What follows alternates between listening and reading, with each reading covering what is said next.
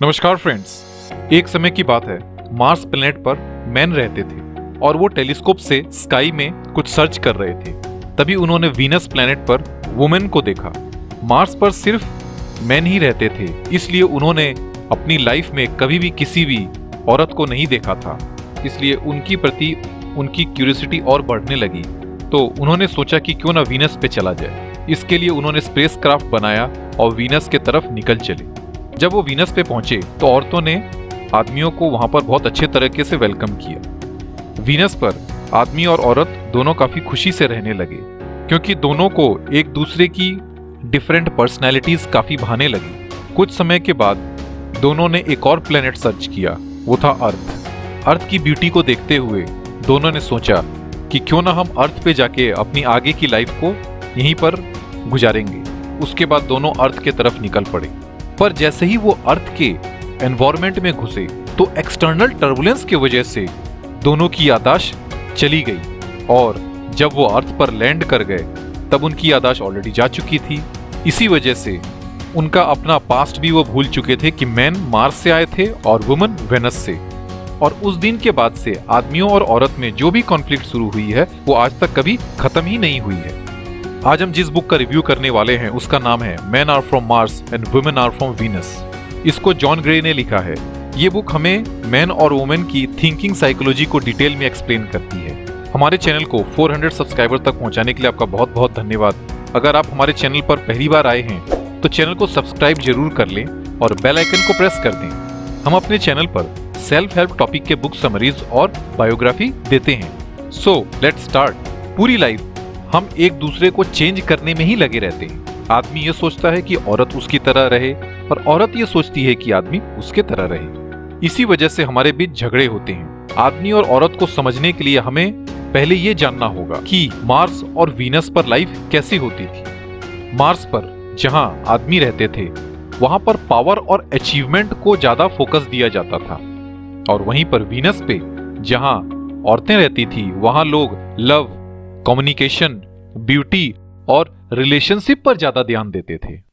Mars पर अपनी daily tension या प्रॉब्लम्स के सॉल्यूशन को ढूंढने के लिए मैन ज्यादातर वक्त केव्स में चले जाते थे। इसका मतलब साइलेंट हो जाया करते थे, या फिर वो आउटडोर एक्टिविटीज करते थे जैसे फिजिकल एक्सरसाइज या कार ड्राइव करना।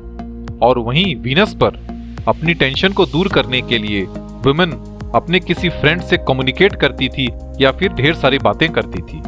मार्स पर मेटेरियलिस्टिक थिंग्स की बहुत इंपॉर्टेंस थी, जैसे कंप्यूटर या गैजेट्स।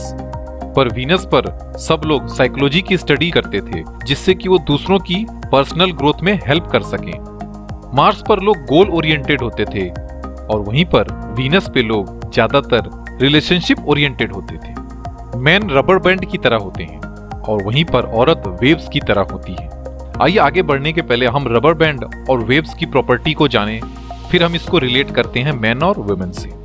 रबर बैंड का नेचर इलास्टिक होता है। वो अपनी ओरिजिनल लेंथ से 9 to 10 टाइम्स ज्यादा स्ट्रेच हो सकता है, और जब हम उसको रिलीज कर देते हैं तब वो अपने ओरिजिनल लेंथ में आ जाता है। इसी तरह से मैन किसी भी रिलेशनशिप में होते हुए वुमेन से कभी कभी दूर चले जाते हैं। ऐसे वो इसलिए करते हैं क्योंकि उनको अपनी इमोशनल फ्रीडम चाहिए होती है, और जब वो पूरी तरह से स्ट्रेच हो जाते हैं तब कहीं ज्यादा फोर्स से वो वापस भी आ जाते हैं। वेव में हम ऊपर के पार्ट को क्रस्ट कहते हैं और लोअर के पार्ट को ट्रफ कहते हैं। वेव सेंटर लाइन से जितना ही ऊपर के तरफ जाता है उतना ही वो नीचे के तरफ भी जाता है। ये एक नेचुरल प्रोसेस है। औरतों का नेचर भी वेव के तरह होता है। कभी वो बहुत ज्यादा हाई हो जाती हैं या बहुत ज्यादा खुश हो जाती हैं, और कभी वो बहुत ज्यादा लो हो जाती हैं वेव की तरह। उस वक्त उनका मूड काफी खराब होने लगता है।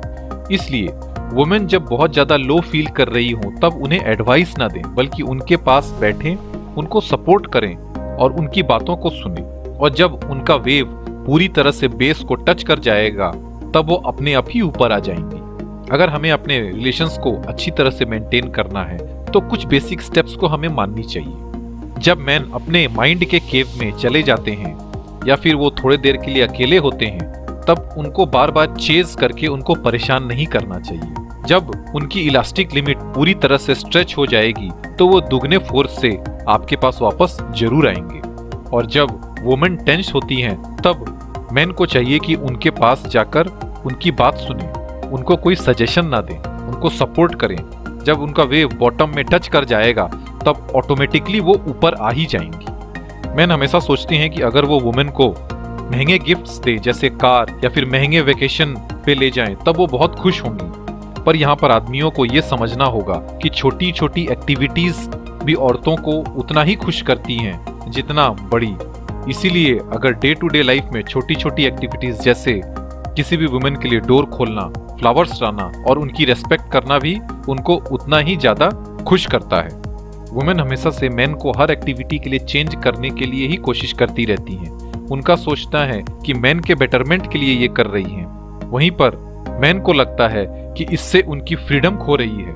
इसलिए हर चीज के लिए औरतों को, मर्दों को चेंज नहीं करना चाहिए। आपको हमारी कोशिश कैसी लगी कमेंट करें। वीडियो पसंद आया तो लाइक और शेयर जरूर करें अपने सोशल मीडिया अकाउंट्स पर। हमारा नेक्स्ट वीडियो 7 मार्च को आएगा। Till then, thanks for patience.